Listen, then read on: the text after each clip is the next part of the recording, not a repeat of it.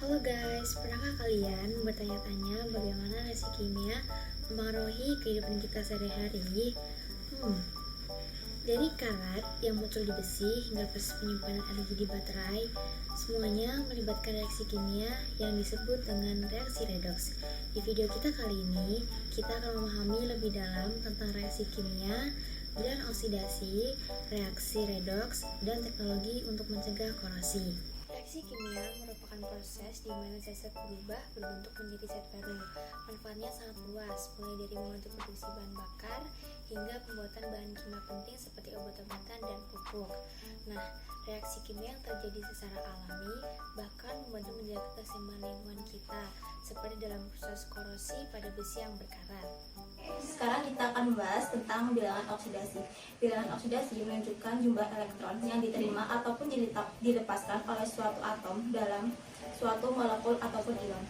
Konsep bilangan oksidasi ini sangat penting bagi kita karena dapat membantu dalam mengetahui dan mengidentifikasi jenis reaksi yang terjadi, terutama dalam reaksi redoks. Bilangan oksidasi ini juga dapat membantu kita dalam mengetahui apakah reaksi tersebut mengalami oksidasi ataupun reduksi. Nah, selanjutnya ini mari kita bahas lebih detail lagi mengenai proses reaksi oksidasi dan reduksi. Untuk proses oksidasi itu sendiri merupakan suatu proses di mana suatu zat itu tuh melepaskan atau menghilangkan elektron, sedangkan untuk proses reduksi itu kebalikannya dari proses oksidasi tadi, yaitu di mana suatu zat mendapatkan atau menyerapkan elektron. Nah, dalam reaksi redoks atau reduksi dan oksidasi, itu tuh selalu ada dua zat yang berpasangan, yang mana yang satu itu teroksidasi dan yang satu tereduksi.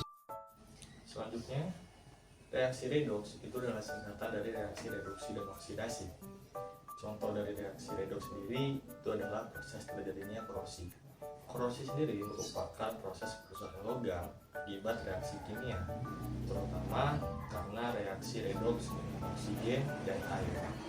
Misalnya pada besi berkarat, besi mengalami reaksi oksidasi karena melepaskan elektron, sedangkan oksigen itu mengalami reduksi. Reaksi redoks itu memiliki banyak peran penting, salah satunya pada baterai, fotosintesis, dan juga pada perkaratan besi. Selanjutnya, mari kita membahas teknik pencegahan korosi sendiri. Teknik korosi sendiri untuk mencegahnya itu berbagai macam. Namun, pada hari ini saya akan menjelaskan teknik galvanisasi.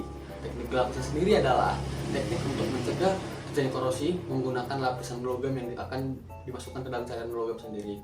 Biasanya yang dimasukkan itu adalah besi dan baja. Lalu, besi dan baja tersebut akan dilapis dengan seng. Contoh dari proses teknik galvanisasi sendiri adalah ada jembatan, tiang. Nah, proses ini menciptakan lapisan pelindung yang tahan terhadap elemen lingkungan, yaitu adalah air dan udara. Nah, demikian penjelasan dari kita mengenai reaksi kimia, bilangan oksidasi, reaksi redoks, dan teknologi untuk mencegah korosi. Dengan memahami konsep-konsep ini, kita dapat lebih mengerti bagaimana menjaga material tetap awet dan memanfaatkan reaksi kimia dalam kehidupan kita sehari-hari. Terima kasih sudah menyaksikan video ini. Bye-bye.